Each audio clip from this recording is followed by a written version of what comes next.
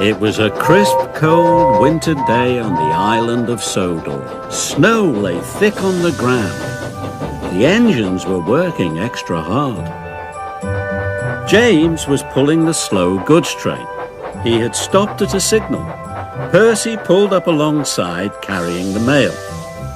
"Hello, James," said Percy. Then the signal changed to green. "Goodbye, James," whistled Percy, and he was off in a flash. "I was here first," grumbled James. "Why do I have to wait?" "The mail train is more important than slow goods," said his driver. Later, when James stopped for water, Thomas was already in front of him. "I have to go first," said Thomas excitedly. "I'm a guaranteed connection." "Everyone has a more important job than me," grumbled James. "Nonsense," said Thomas. "Everyone knows you're a really useful engine." But James wanted to be an important engine too. Later that day, the Fat Controller came to see James.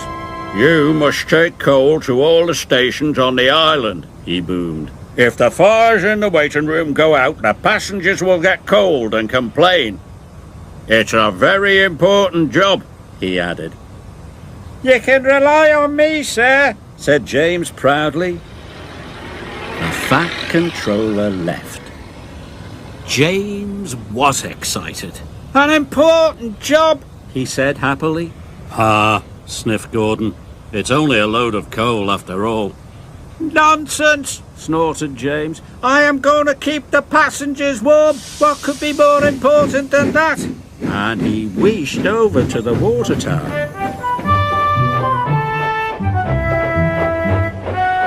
But there was a queue at the water tank.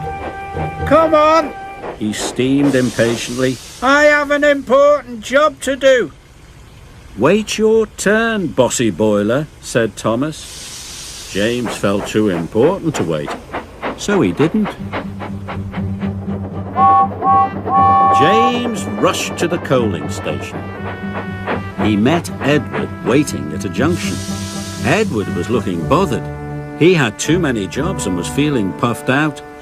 "Can you take these sleigh trucks to the quarry?" Edward asked. "Sorry, Edward, but I can't," puffed James. "I've got the most important job on the island." And he chuffed grandly away. James arrived at the coaling station. He buffered up to the coal trucks and was on his way.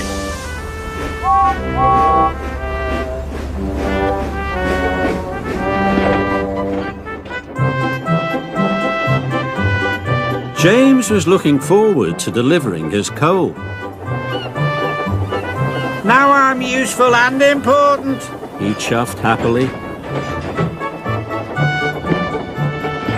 Then there was trouble. James puffed harder and harder. He went faster and faster. Then he began to feel hotter and hotter. "I don't feel well," wailed James, and he had to stop. "Your water tanks have run dry," his driver told him. "We'll have to wait for help." Just then, Edward pulled up beside James. "Please, push me to the water tank," pleaded James. "I'm sorry," Edward puffed sadly. "You wouldn't take my trucks to the quarry, and now I'm running late with my passenger train." And Edward steamed away.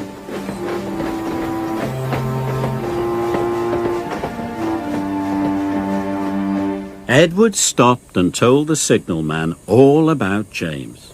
The signalman telephoned for help, and soon Salty was on his way. He pulled up alongside James. "Why didn't you fill up with water this morning, matey?" James told him about the queue at the water tank. "I've heard you were too busy to help Edward too," said Salty. "I was in a hurry," protested James. "Mine is the most important job on the island." "No job is more important than helping another engine," said Salty firmly. And deep down in his boiler, James knew Salty was right. Thanks to Salty, James's water tank was soon filled and he was well on his way. He knew he had to make up for lost time. Then James saw Diesel up ahead. He had broken down and looked unhappy. James wanted to tease him, but then he remembered what Salty had said. "No job is more important than helping another engine," he said to himself, "and even Diesel is an engine. Come on, Diesel, I'll push you back to the sheds."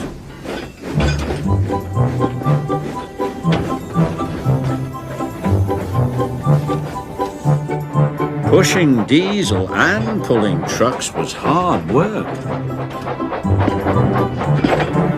At last, James got Diesel to the repair yard, but he still had to deliver his coal.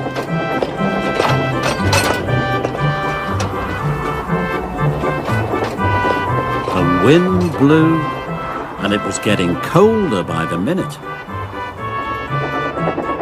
James steamed all over the island, delivering coal to the station waiting route. Everyone was pleased to see James. Thanks to him, they were all kept toasty warm. The next morning, the Fat Controller came to see James. He knew all about Edward's trucks and James running out of water. "I'm sorry, sir," said James. "I put my own job first." "But you did learn your lesson and you helped Diesel," the Fat Controller boomed cheerfully. "And you delivered your coal on time. You, James, are a really useful engine." James nearly burst with pride. "Thank you, sir," he said. Being really useful was better than feeling important.